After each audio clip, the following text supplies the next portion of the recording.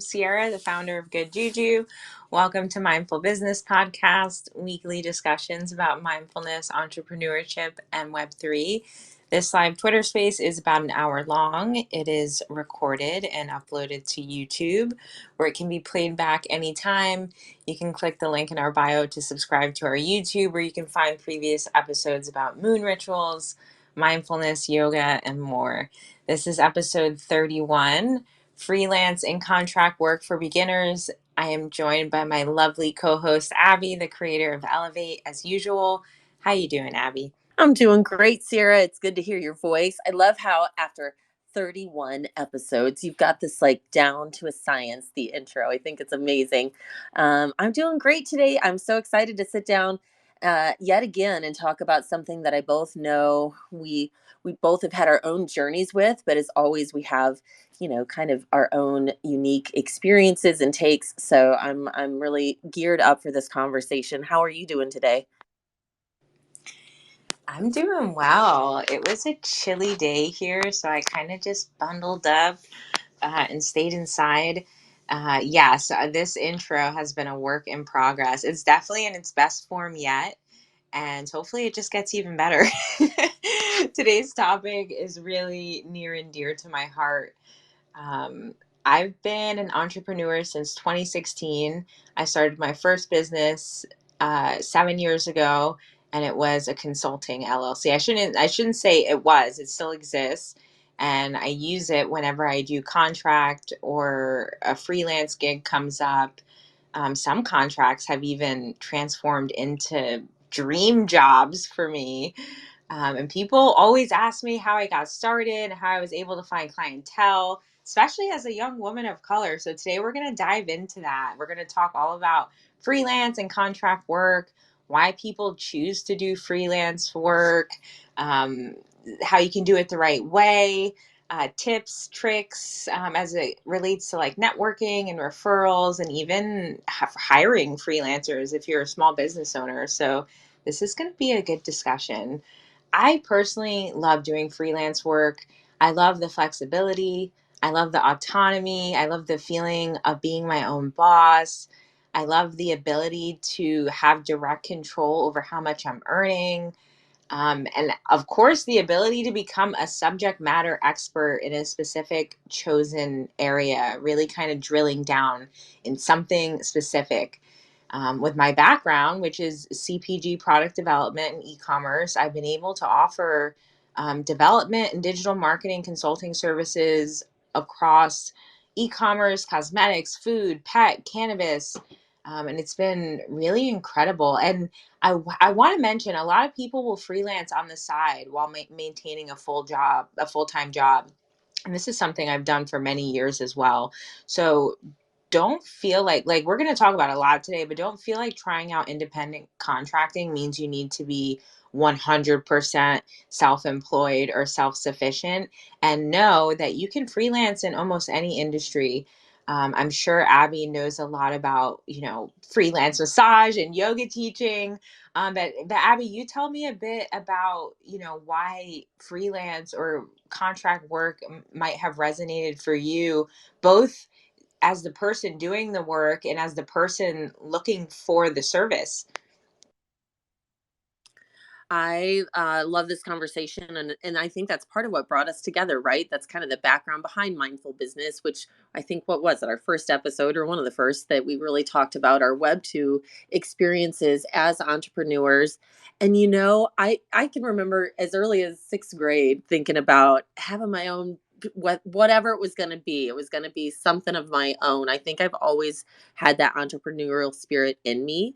I mean, I can this sounds terrible, but in high school, I can remember taking like one semester of typing and thinking, I don't need to learn to type. I'm not going to be typing for anybody somewhere. I'm going to have my own business.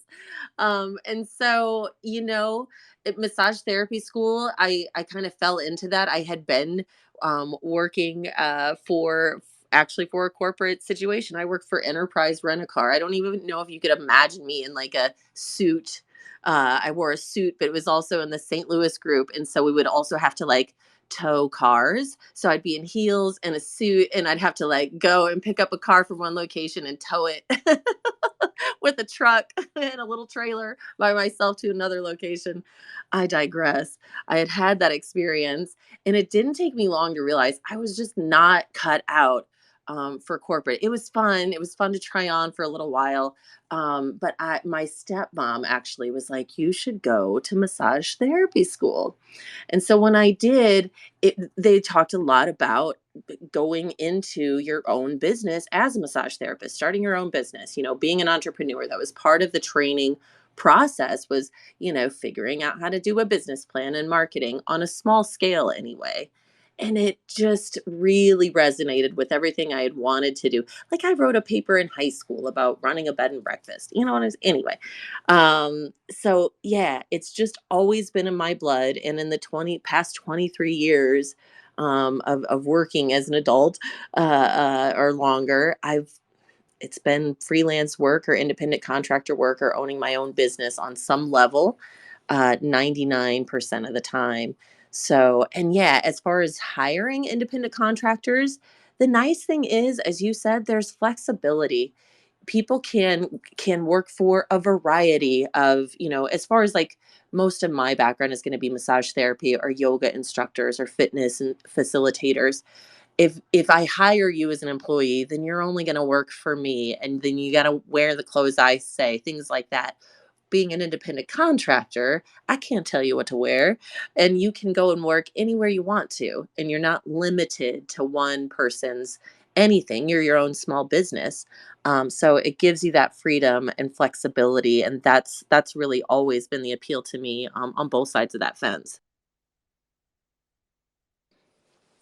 Absolutely. I love having the freedom to work how I want, when I want. I think that's why I really have gravitated to remote work this last few years. Although I will say through the pandemic, it did feel a bit isolating. It was really fun at first, and then it just got a bit lonely. But I do love that feeling of just kind of being in control of my daily schedule. And as a consultant or a freelance worker, you have a lot of control, and you ultimately control your reputation, which is kind of a scary thing.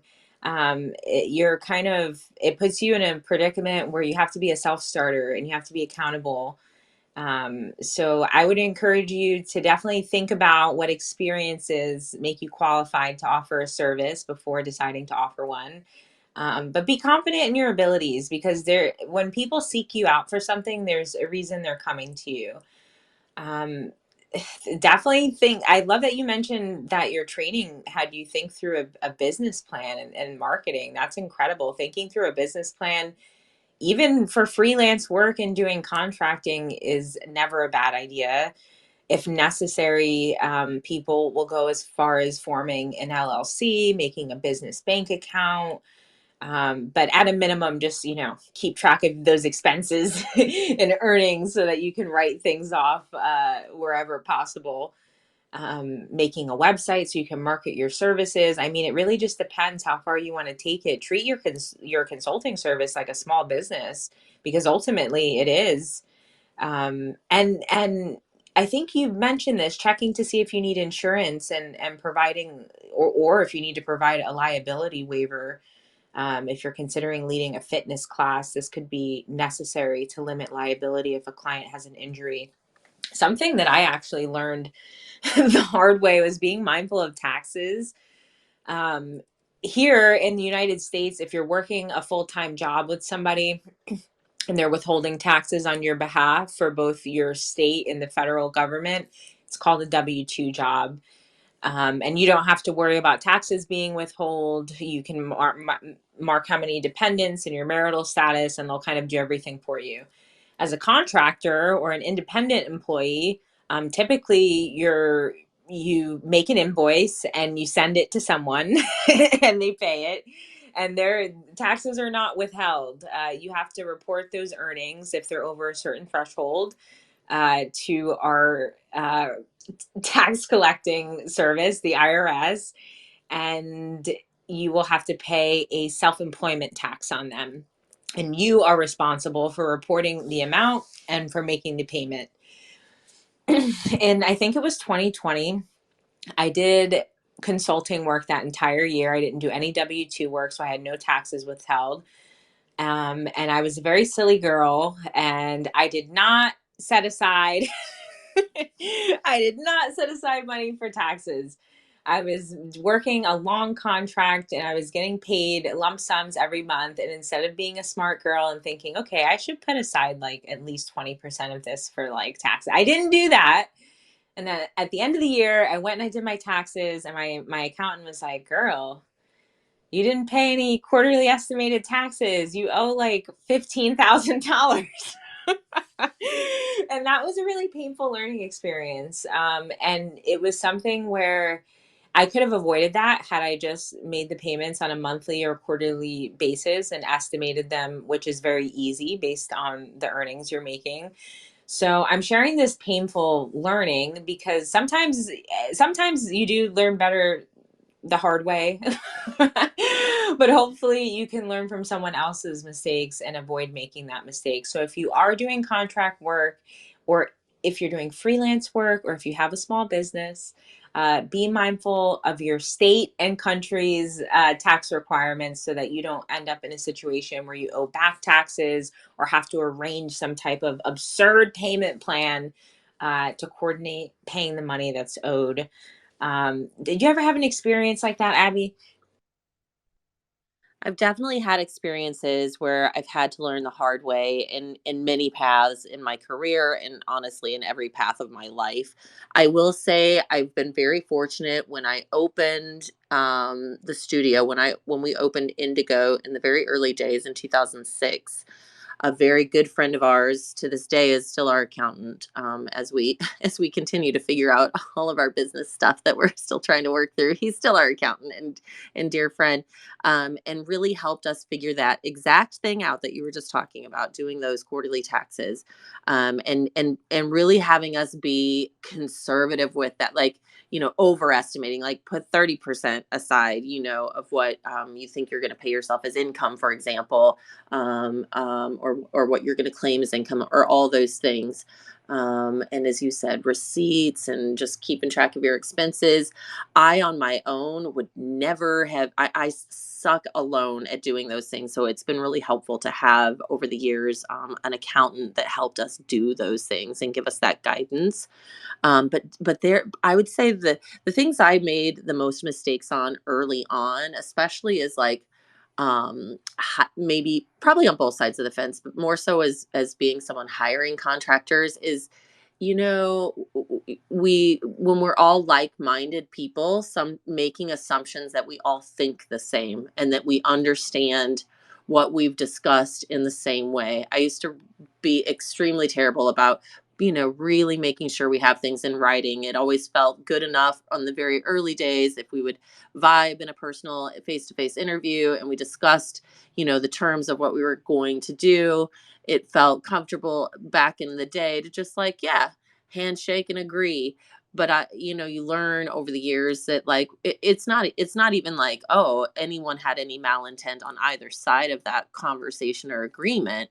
It's just we all might speak, you and I might both be speaking English to each other, but we are understanding, this internal language is very different, right? We just perceive things and understand things, hear things, remember things differently.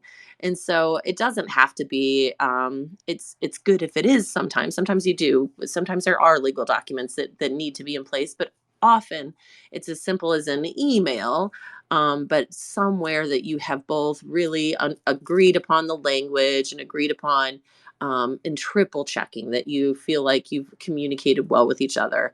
I That's definitely been something I have learned, in not always the, I guess the hard way. Yeah. Um, I'm trying to think of some other examples. What about you? About what do you think about that? I love that you mentioned the vibe check. Like, yes, but yes, and also ultimately making sure things are in writing. Always be clear about deliverables and timing. That is, managing expectations is such a key to success as a freelancer or an independent, contractor. Like scope creep sucks. Scope creep is when clients slowly start piling things on that are out of scope without extra payment. They just start sliding things in there, and it's just like, that's not that's not what I said I was gonna do. So I like to put everything in writing. And you know how I am, Abby. My proposals, they leave no room for misinterpretation. I'll even go as far as having a call with prospective clients to review the proposal together to make sure we're aligned. And I see that I know we have some artists that are listening right now as well that like sell their art or have a small business. And this goes for you as well. I feel like a lot of the things we're mentioning as it relates to freelancing contractors absolutely apply to small businesses and entrepreneurs. It's essentially the same thing.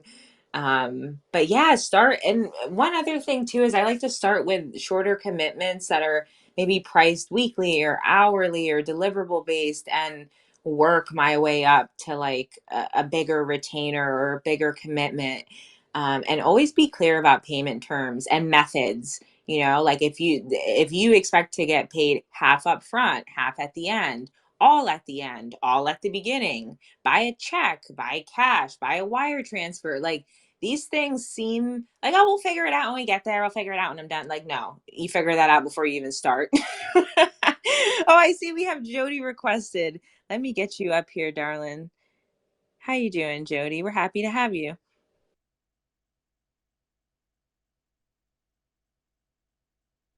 Hello. Sorry, a little slow on that mute button. Hi, I'm so happy to be here.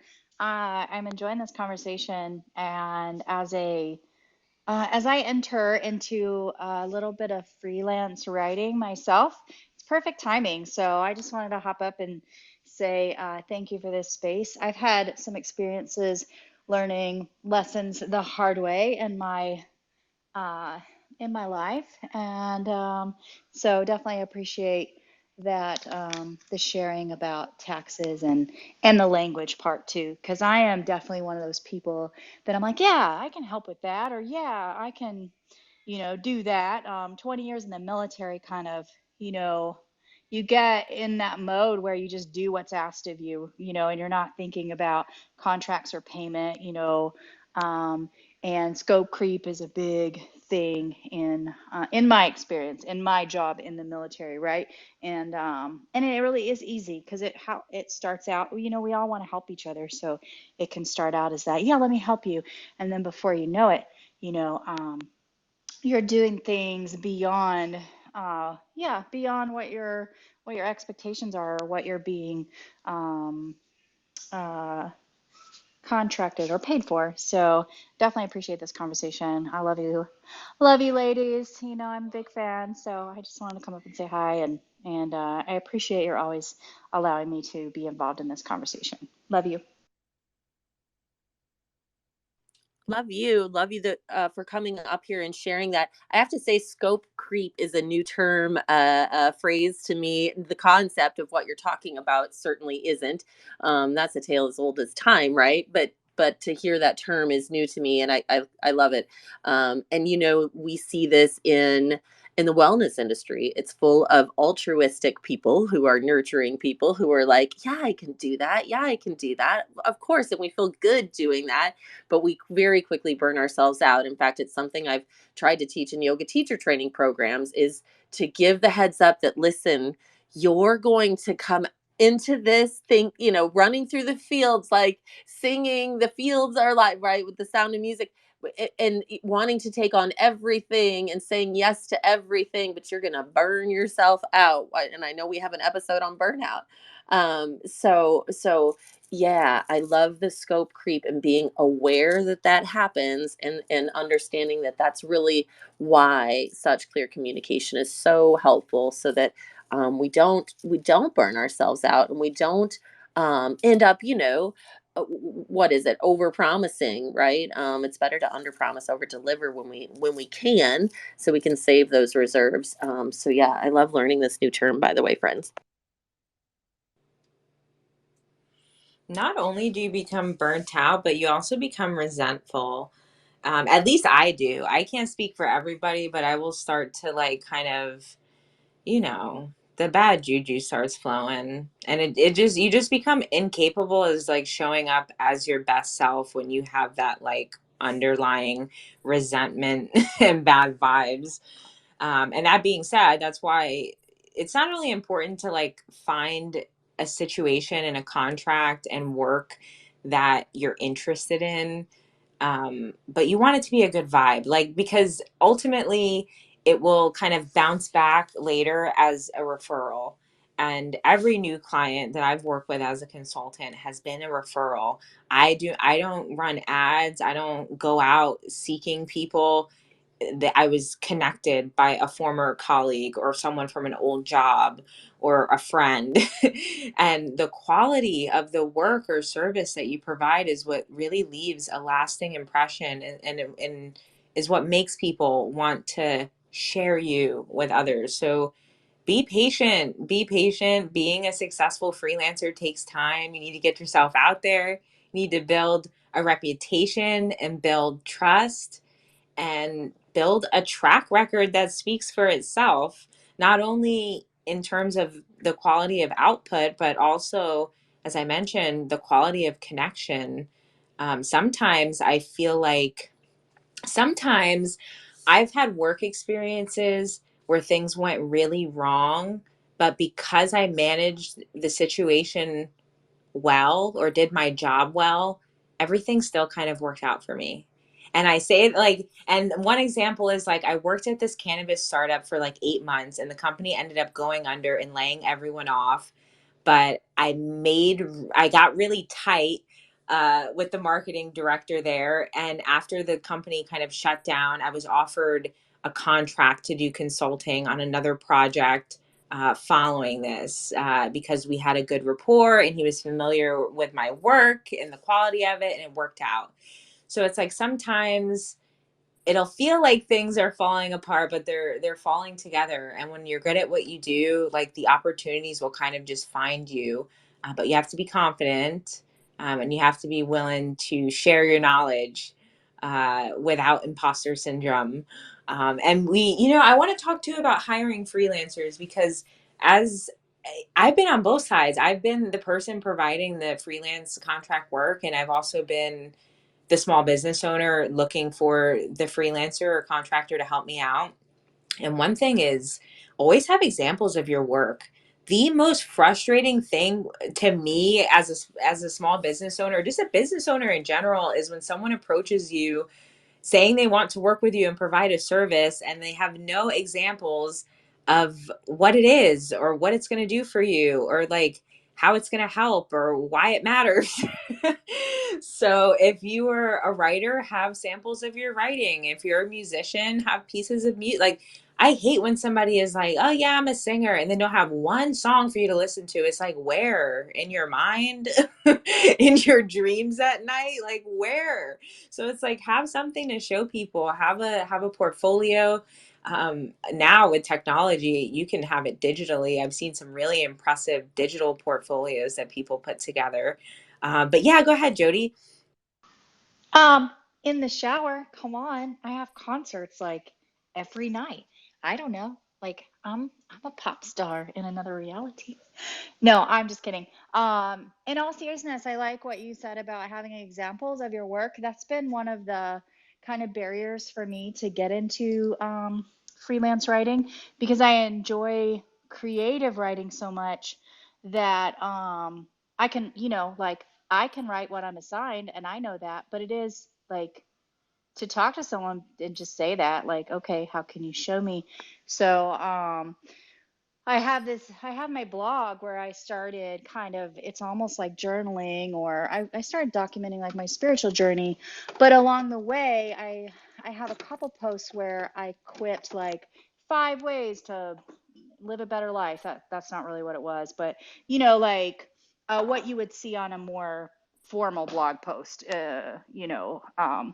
and I haven't really built out anything yet, but I'm on track to do that. And it is from learning in some classes I've been taking about freelance writing, that what you mentioned, you have to be able to show your work in order to, uh, yeah, demonstrate that you can create posts or threads or blogs.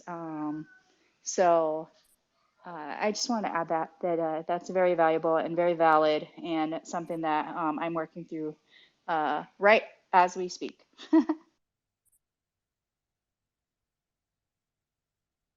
Even in the yoga world, and especially post COVID, it's helpful to know when people feel comfortable teaching on camera or in front of a camera, or how, what their comfort level is, and just so you can get kind of a sample or an idea of what a class might be, or the vibe with them might be. So it is helpful, but I also know people are sometimes timid or shy to sell themselves, to feel like they're you know, patting themselves on the back or those kinds of things. So I liked, Sierra, that you said it takes being confident. I think it takes being confident, but also being consistent, practicing these things consistently. And as you said, not only kind of giving a timeline of deliverables, but being able to deliver on them, and being honest about it. I like too, Sierra, that you said there are times, something might appear to completely blow up or be a shit show, or the project fizzled, or whatever it might be. But when we are consistent in our own commitment to the project, or whatever it might be, or we keep in touch, or we communicate well, then it can lead to those other opportunities down the road. I'd love to hear too more. I know you've been in more than one industry, and I love how you started in the cannabis, or you had some time there, you did some other things, and you've circled back around to that. I think that's really, really exciting. I'd love to hear more about that too, Sierra. Yeah, absolutely. I've been all over the place, all over the place. My goodness, when I first started doing consulting, I was doing cosmetic product development consulting, and I was really focused on color cosmetics and essential oils and skincare. And then that kind of blossomed into cannabis. I was like scouted out of the the cosmetics industry to work in cannabis, and I did that for several years.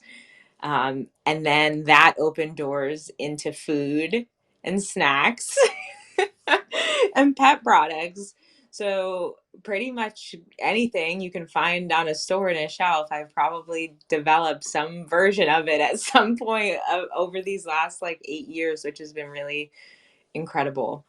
Yeah, it's interesting. When I relocated to Virginia, I was really certain that my cannabis consulting time was over. I had a lot of opportunities living in California for obvious reasons. It's a legal market there. It's next to Colorado. It's one of the most advanced recreational markets. And I was developing mostly products for recreational use. They were sold in dispensaries, but they were not like high potency pain relief, type stuff. It was like the low dose, have a good time with your friends type products, and mostly edibles. So yeah, when I moved up, I was like, man, the fun's over. I'm not gonna find anything in cannabis in Virginia, and I didn't. The first 2 years I was living here, I worked in e-commerce. I worked at Shopify agencies. I couldn't find any cannabis opportunities. And then, as I was mentioning previously, and like I don't say things just to say them, like I mean it. Someone I had worked with at a company that failed and fell through completely reached out about a cannabis consulting opportunity. And that's what I've been doing the last 3 months. They offered me a full time job a couple months ago. So I'm technically no longer a consultant, and I'm back in cannabis product development, which has been really fun. But I've bounced around, and I'm saying this too because sometimes you'll learn a skill, and for me it's product development. Product development is the process of doing everything that's necessary to bring a concept that's intangible and doesn't exist in the real world to life. And it could be anything. Product development could be computer software, product development could be an article of clothing, It's product development. It could be a food product. Cooking a recipe is product development. And I applied that process to several things, and it allowed me to work as a consultant across several industries. I've seen people do this with graphic design. I've seen people elevate from just designing social media graphics to learning how to design packaging and designing mechanical artwork that can be printed on stickers and labels for products. So I just encourage you, if you're listening and you're considering like, I feel like I'm onto something, or I feel like I have a skill, but I don't know if it's going to translate, or I feel like I've been doing this thing and I'm just pigeonholed and there's nowhere for me to move. It's just like, move around, honey. Like, nobody's gonna tell you no. Nobody's ever told me like, no, Sierra, no. It's just like, if you have the experience, it speaks for itself. So like, put yourself out there. Oftentimes we tell ourselves no before we even give other people the opportunity to tell us no. Isn't that right, Abby? 9 times out of 10, if there's something holding me back or in my way, when I really take a close look, oh, it's me. It was me. It was this meddling kid the whole time, Shaggy. Yes, I do think that that is true. Do you feel like, since you've been in some different industries, do you feel like the same principles apply though in the way that you're approaching these things? Right, and it sounds like it is. I was going to ask that question before, but as you were talking, obviously it sounds like you've used kind of these same skills across the board, no matter what the freelance work might have been, even though it sounds like also product development has kind of been the niche that really has driven you forward. When you say put yourself out there, are you talking about channels like Indeed? Are you looking for posted things, or are you like cold calling yourself? Are you like actively like, hey, marketing yourself directly to a company or an organization? What do you feel like the best process is, or is there more than one that you have utilized in your pursuit of freelance work? I am loving this combo so much right now. I'm like grinning so big. I totally dork out over this stuff. And oh, yes, there is definitely a method that I follow that is applied. Typically, the method is always, you start with like a situation analysis and a market analysis. You determine what the opportunity is. Then you move into R&D. You do some exploration and some testing. Is it feasible? Is it going to make money? Then you move into production preparation. You get together all your materials so that you can make whatever it is you have in mind, and then you make it and you launch, and there's usually like a marketing activation and some social media and press and PR and things of that nature. So almost every product that comes to life, it follows the same cycle. Some have more. For some, the R&D process is very long. Like for pharmaceuticals, there are pharmaceuticals that spend years in development, except for COVID. Except for the COVID vaccine, we got that shit out in record time. But for real, there are things that you'll see something in development for a decade, and I said that just to be silly. But by put yourself out there, I mean, just start talking to people. Like, is step one. Like sometimes you'll be surprised who's in your backyard and like your immediate network. Just start talking to people. The people, the lady you see at the yoga studio, the parent you see every time you have to stand with your kid at the bus stop, like, just start talking to people about the service it is that you're looking to provide. Sometimes I've been connected just by sharing, just by putting the vibes out there. I don't necessarily mean like run full page ads. One way to put yourself out there is to be active on LinkedIn. I've also seen people doing freelance, and it depends what you're doing. Like sometimes social media in general just works in your favor. It kind of depends on the service you're offering. If you're an artist and you're making stuff that's visual, perhaps you have a Pinterest or you have an Instagram where you have all your shots. If you're a yoga instructor, as Abby said, maybe you have like a portfolio of videos that you've recorded of you teaching class, and perhaps you have some testimonials. That's the other thing. Please get testimonials. Like after you work with someone and you've had a fantastic experience, now, of course, they're going to refer you and they're going to tell somebody like Sierra was great. If you need somebody to help you make a Shopify store, you should call Sierra. But then also have them write like a little testimonial. And if you're going to, make a little post for LinkedIn or for Instagram or for your website, you can have record of verbatim, just like the good things you've done for people. I love a good testimonial. I love a good little, I loved working with this person with like an emoji and a 5 stars. I love that. Like when I see that on somebody's site, there's this authenticity about it that's just like, oh, okay, this person, this person knows what they're doing, or this person's easy to work with. What do you think, Abby? It definitely gives that layer of trust. If you see there's nothing there, it always is like, oh, okay. It's like if there's never a line at that restaurant, it makes you kind of wonder. So I'm with you. I think seeing and hearing real life, feedback and input is a wonderful thing. So I appreciate that you reminded us to ask for that. People aren't going to think to just do it. And I'm rebuilding my Facebook page for Elevate, not rebuilding, but building a Facebook page for Elevate. And I have so many testimonials from like my previous, existence as Indigo. And so I need to just, get over myself and reach out and ask my clients to say, hey, if you've had a great experience, which I know you have, could you just say so and give me a quick line or two so I can plug it in, or you could plug it in over there. And just asking for it, because people aren't going to naturally think to do it. So I appreciate that you brought that up, and thanks for that reminder, because I actually really needed that today. I want to say too, by the way, the process of product design, like the kind of set system and process that goes in place, I can totally see why that is like your Virgo dream job, like come into life over there. So I love hearing that, and makes total sense why you're so good at it and why you vibe so much with it. But want to say too, I totally agree about putting yourself out there.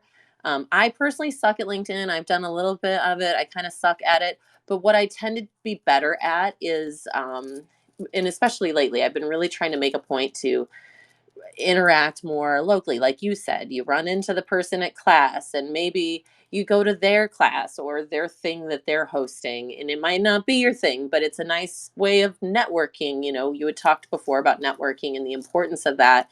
um, I don't think you have to go overboard. I think it can be hard to find the balance. And I think if you maybe are an extroverted introvert like me, you might sometimes feel worn out doing too much of that stuff. And so sometimes you might think, oh, I just won't do any of it. I want to encourage you to find the balance, because you have to get out there and support, right, other people, other things, other events, other organizations, not only because it's a good thing to do, it's the right thing to do, but then it's also a great way to make connections and make friendships, and people want to reciprocate that and start then coming to your class, or then they're going to think of you, right? It leads me to think of another really kind of great tactic. A realtor friend of mine, she sent out at the beginning of the year an email just checking in with clients about, hey, I'm updating like my list of go to, word of mouth referral professional contractors. Like if you know a great plumber, if you know a great excavator, if you know a great whatever, she kind of listed a few things. And I thought that's such a great thing to do. And she's one of the first people I called as I've kind of started cold calling for myself. It's not really cold calling. I guess it's more warm calls, but to try to book my spring up, right, with some local wellness events. Because she did that, I said, "Hey, Stephanie, that really inspired me, and it got me thinking. I know you like to do wellness events for your team, so I'm reaching out to you to set this up, right?" And we had lunch and we set it up, but I think, yeah, putting yourself out there can feel like, oh, it's a big deal, but there are lots of neat ways you can do it, whether it's having a cup of coffee with someone who has a lot of connections, or going to, attending an art thing locally, whatever it is, kind of getting involved with community. which I know we all do a great job of here in Web3. I'm kind of just trying to branch out again a little bit more locally now that we are finally 3 years outside of this damn pandemic, right? Oh my God, it's been that long. It's like I feel like the pandemic has like forever altered time. The speed at which time moves has never been the same.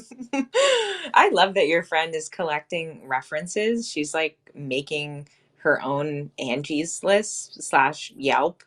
I find that to be really fascinating and valuable, because here's the thing, and I actually love that because I've gone on Yelp and like I've gone to a restaurant that had like a bunch of great reviews and people are like it was so good, and then I've gone and had the food and I was like, oh, this is kind of whack. Like, what were people talking about? And then I thought about it and it's like, well, but you know how like when your friend or someone who knows you really well suggests a place that you might like it just hits different because they know, and it's a personalized recommendation. Like they know what you like you're not just hoping a stranger on the internet is gonna know what's best for you. So I love that your friend's doing that. God bless her. That is God's work. So yeah, we talked about overcoming imposter syndrome and being confident, but I feel like it's also worth mentioning that needs to be balanced with being humble and really knowing what you don't know and knowing the limits to your expertise. I feel like this is also a part of being a really good freelance or contract worker. For me, being in product development, there's a ton of overlap with other segments of business. It overlaps a lot with operations, with manufacturing, supply chain, marketing. There's a lot of cross functional meetings happening, a lot of collaboration is necessary. But ultimately, there's a lot of boundaries that I need to set in terms of, hey, this is where my job ends and where someone else's begins. As in product development, sometimes it's assumed that I, as a single individual, do every single task and job function necessary to bring something to life. And it's not reality. It's not true. I need to work in tandem with other resources. So, I do feel like knowing what you don't know, knowing the limits to your expertise, and if you need supporting resources, making it clear what those things are. If you're a photographer, but you don't have your own studio and you need to rent a studio to offer photography, make it clear that they need to pay for the studio time so that you can have the proper environment to provide your service. So yeah, know what you don't know. I think that's really important. I think sometimes we can shoot ourselves in the foot by being not cocky, but just overstating our expertise. You can be a subject matter expert, but you will never know everything. And confidently saying, I don't know, is a really powerful thing. And this is something I've just learned as of recently, which I guess at 30, I guess I'm learning it kind of early in life. It's better now than later. Being able to just tell somebody, I don't know, without feeling guilty or shameful about it, it's just like you don't have to have all the answers like at every single moment, and that's okay. Being a freelance worker or like a consultant or a contractor doesn't mean you're God. Doesn't mean you have a crystal ball and you can see into the future. So be mindful of that. Like be mindful of managing your own expertise expectations in terms of like what you expect to provide as well. Right, Abby? 100%. I appreciate that you're bringing that up because honestly, I'm always going to respect the person so much more that's just being honest. This is what I can do. This is what I'm capable of. Yeah, that's being confident in my opinion, and that's being a team player too. As you said, when most of the time in these freelance situations, there's a whole collaborative effort, right? And if someone is overstating what they're capable of and end up in the weeds because they really can't deliver the thing that they said they were going to deliver, then all that does is cause confusion and delay for the whole, whatever the project might be, whatever the deal might be. I think you're so right. Finding that balance between knowing your strengths and being confident, but also being humble and being honest about what you really can do. is going to take you so much farther. You're also going to have a lot less stress. If you say you can do some damn thing and you know full well you can't, you're going to put so much extra pressure on yourself. You're going to be sweating that thing, and trying to figure out what the fuck you're going to do, right? So yeah, I think being honest with yourself, and it sounds like too, we keep coming back to the same vein of communication, just being a clear and skillful communicator is really important in any relationship I can even begin to imagine. But as we're talking specifically about these work relationships, these professional relationships, communication really sounds like kind of the resounding underlying factor that we've got to have. That's just so important. As you were talking, I was wondering, do you know the book "What the Heck is EOS" or "Traction"? They're both written by Gino Wickman. But it's the EOS is the entrepreneurial operating system, and it's a short book and it's real straightforward. In fact, I bet you'd dig it if you haven't read it. But they talk about having the right people in the right seats, and very much about people just being really honest about what and clear about what expectations are and what you can do and when you can't. Um, Being honest about it and maybe giving it to someone that might be better suited for that thing, or whatever it might be. But yeah, I was curious if you knew of that book. Ooh, no, I have never heard of that book, but I'm gonna check it out. I just wrote it down. And I wanted to let you know that yoga sequencing book by Mark Stevens that you mentioned several episodes back in our Yoga 101 or Yoga for Beginners episode, just came in the mail recently. So trust me, Abby, when you give me a book recommendation, I put it on my list. And when I have time, I add it to my cart and I grab it. So I'm going to be using this one to put together my custom sequence for my final teaching, my final practice teach, which is coming up in a couple weeks. But that aside, yes. Something this popped into my head when you were talking. It was just related to like, as it relates to being clear and being honest, is just like not letting people lowball you. I feel like we talked a bit about being clear with contract and payment terms and payment expectations, hourly, this, that, deliverable based, things of that nature. But I don't, there's this, I can only say it simply. I'm trying to think if there's like a fancier way to say it. The best way to say it is just don't let people lowball you. Those are not the people you want to work with. The people you want to work with are the people who don't blink when you mention your rate and they're just like, okay, send the contract. Those are, and trust me, honey, those people exist. So don't let people, I understand negotiating. I understand if someone comes back and says, oh, well, this is the market rate, or I paid this previously, or are you open to considering? But like, if your price, say your price is 2,500, if somebody comes back and is like, oh, well, can you do it for, like 650? It's like, so it almost becomes insulting. And I've had people do that to me where it's made me really uncomfortable and just made me feel like, well, do you not like value my time or my service? Or do you think I'm just like pulling this price out of my ass? Like what the hell? But I saw that you had your hand up, Jody. Sorry, go ahead. Oh, please don't apologize. I just my arm is getting tired and I don't like to look impatient because I never want you to stop your thought. I was just the words that came to me, which I believe you said in the end, were know your worth, know your value, um, negotiation, and the market uh, offering. Like when you're at, I read something recently, even when you're applying for a job, and it's like they want you to write down what you want, what you're asking for, and when you're wait, but you should really be asking what's the variable, like what's um the rate, like not a specific number, but there's always a variable like 30 to 60,000, or probably even smaller, closer than that, right?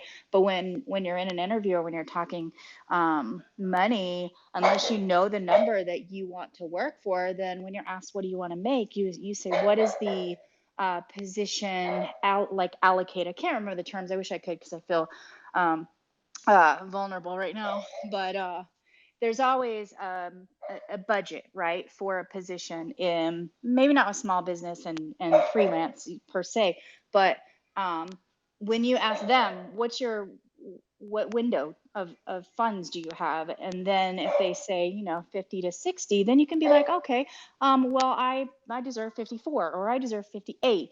It's like, that's how you negotiate, but it's not because when they're like, how much do you work for? And you're like, oh God, I need to put food on the table. I'll take 30,000, and then they're the ones that are, then that, yeah, they're taking advantage of people because those people maybe don't realize their own worth, or they're just desperate, because we have to take care of our families. Speaking of taking care of families, I'm gonna mute and take care of my David. So, but that's my 2 cents. Thanks. I'm so glad you popped up to say that. I was over here as Sierra was speaking. I was thinking the same thing. Know your worth. Know your worth is exactly what was coming through for me as well. Don't I know we all struggle sometimes with this, right? But don't be afraid to know what your worth is and to know that your time is is valuable. Your time is precious, and your time is worth money. There should always be this equal exchange of energy in these situations, and money happens to be, kind of the easiest form of energy to sort out. And there should be, and again, it comes back to that communication. But don't falter from knowing your worth, asking what you are worth, and not being afraid of it not working out. If they're not able or willing to meet you where you are, rather than compromising so much on your end, it just might not be a good fit. And good luck to them to find what it is that they're looking for. So I appreciate that we're having this conversation. I was just talking to another friend over the weekend about this, and he, he's been doing his construction business 23 years and sometimes struggles with having to come back and say, gosh, this price has changed, but things do change. And that's why, sometimes these are estimates, right? And you have to know your worth, and you can't eat it right yourself, right? Because you're afraid to tell the other person of what it is that they need, what the value of the thing is, or the job, or whatever. So I'm digressing a little bit, but yeah, know your worth. Don't be afraid to communicate it, and don't be afraid for that to pass on, and know the right thing's going to come. And oftentimes, good luck to you. They may not find what they're looking for, and they may come back and realize, you know what, that quote you gave me wasn't so bad after all, right? And at that point, you'll be busy because you'll already be working with somebody who took the quote as is and didn't come back and try and negotiate. And as someone who's hired freelancers, what's really most important, more than the affordability, even sometimes, is not only is someone good, but just being consistent and reliable. And it's like, that is so sad and embarrassing to say that, like, such basic tenets of professionalism are so uh just so severely lacking. Being consistent and being reliable. Do what you say you're going to do. Show up when you say you're going to show up. Don't show up the first week and a half and then flake out. Being flaky is truly the norm these days. For anyone who's listening to this in the future, this is 2023, and I hope that things are different in the future. But in 2023, being flaky is the norm. I've been straight up ghosted by people I hired. Like, I swiped them on Tinder or something. Like, why are you avoiding me? Like, why are you, like, what's going on? Like, is it me or is it you? I don't get it. So to me, it's like, if you can have the bare minimum of being consistent and reliable, you're 10 steps ahead of most people. You would be shocked. Like, I've had some really just unfortunate experiences, especially in the digital marketing world, trying to work with people on social media management and graphic design.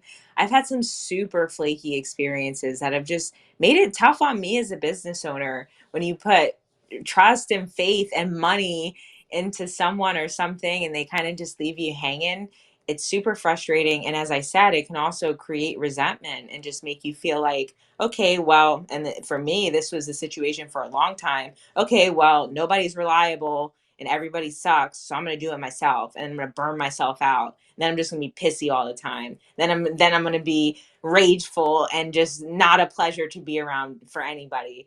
So please find the help, find good help. And those are people who are consistent and reliable.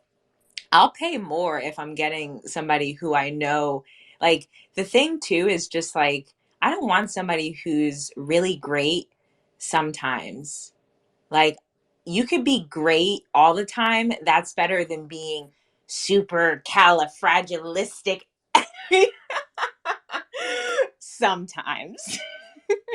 Because it's like, you gotta be consistent. I cannot stress that enough. If you take anything away from this hour-long podcast, whatever service you're offering it, be reliable and consistent. What do you think, Abby? What do you think is like the most important tenet of like being a freelance contractor? I'm with you on your actions and your words lining up across the board. And I think you're absolutely right. Consistency and communication, clear communication, consistency, yeah, and being reliable. And I think people get tripped up, right? They think, oh, I dropped the ball, and they get in their own way and get anxious, and so they wait and they don't follow up. But it's just like, we all trip up. It's all just a matter of how you handle it, and it's better just to like shoot the message, like send the voice memo, send the text, send the whatever, reach out and just keep trying, be consistent, keep showing up, and yeah, don't be afraid to speak your mind, and keep moving forward. Keep moving forward confidently and boldly in the direction of your dreams. I do think we live in a world that it's really sustainable to be a freelancer. I think it really does afford some incredible flexibility. It can also be a little scary. It doesn't always feel stable, but if you are proactive and you are exactly what you said, I think you are right, Sierra. I think the number one tip is consistent. You have to keep plugging away at it. And if you don't have that kind of self motivation, freelance may not be for you, because it does take getting your own ass going every day, because nobody else is going to kick your ass for you and get you moving in the direction that you need to go, other than you. Although it's great to have a network of friends like Sierra and other friend Jody and other friends that kind of keep you motivated and keep you moving forward. So I'm with you. I think that's the number one tip. Oh, darling. Well, the feeling is very mutual. I feel very grateful to have you in my life. This has been incredible. This has been such a fun combo. Yeah, it's just like, if anyone's been listening to this, I hope this is what you needed to hear to tip you in the direction to just take the plunge and give it a shot. Like, if you've been considering doing some contracting, some consulting, and just know, like, you don't have to quit your full-time job. You don't have to commit. You don't have to put all your eggs in one basket. You can start small. You can start with a little something, something. And if you're not feeling it, like, you can abandon it. That's the other thing. Like, you don't have to keep doing anything that's uncomfortable. And that's one thing that I love about consulting. Like, you can put together a contract that says, I can give you 30 days notice to terminate this contract, or less if you really need to be out. So just know that there's a lot of power and autonomy that you can have if you choose that route. But it's going to take a lot of time and a lot of hard work. If you have any questions, feel free to slide in my DMs or Abby's. Either of us are always happy to give some advice. Geez, time flies when you're having fun. We have gone through an hour of episode 31. I'm super excited for our next episode, the final episode of March, which is next Wednesday at 7. We're going to talk about finding peace and power in solitude, finding peace and power in time spent alone. I'm looking forward to that one. I feel like a lot of times being alone is associated with feeling isolated or being lonely. But oftentimes, being alone can be very rejuvenating and replenishing if we can just shift our mindset. to a space of not being so self-victimizing and so negative. Time spent alone can be highly necessary. It can be healing. It can be productive. It can be a lot of things. So I'm excited, and we're going to talk about all the things it can be next week. Thank y'all for hanging out tonight. If you joined late, this was recorded. You can play it back from the beginning, or you can subscribe to our YouTube and check out previous episodes. There are 30 episodes before this one that you can dive into, which is incredible. Any parting words as we kind of close out, Abby? No, I just want to, excuse me, just want to encourage people to, it can feel overwhelming and daunting to kind of keep putting yourself out there. But if there's something you really believe in, and something you really want to do, I want to encourage you to just stay after it. You have to be your own biggest cheerleader, but I want to just be a cheerleader for you. I believe in you. I know you can do it. If it's something you really want, stick with it and keep showing up for yourself, but also keep thanking yourself for showing up. And I want to thank you for showing up so consistently and communicating so clearly and so beautifully these 31 weeks of this podcast that I really enjoy doing with you every week, Sarah. But just in the well over a year, it seems like at this point, that we've been hanging out as friends in Web3. So I really appreciate you and can't wait for next week as well. That's going to be a good one. Oh man, yeah, it's incredible. I can't believe we've been at it for this long. Every week we reconvene, and I'm like, goodness gracious, like, how did we get here? But yes, thank you, Jody, for hanging out. It's been a pleasure, Abby. And y'all, I look forward to seeing you next week, next Wednesday at 7 p.m. Eastern. We'll be back for episode 32 of Mindful Business Podcast. Have a lovely night, sending out lots of good. A round of applause. I love that. I don't have those features, so I don't often get the sound effects in our spaces. So thank you, Jody. I'm bowing. Have a good night, y'all.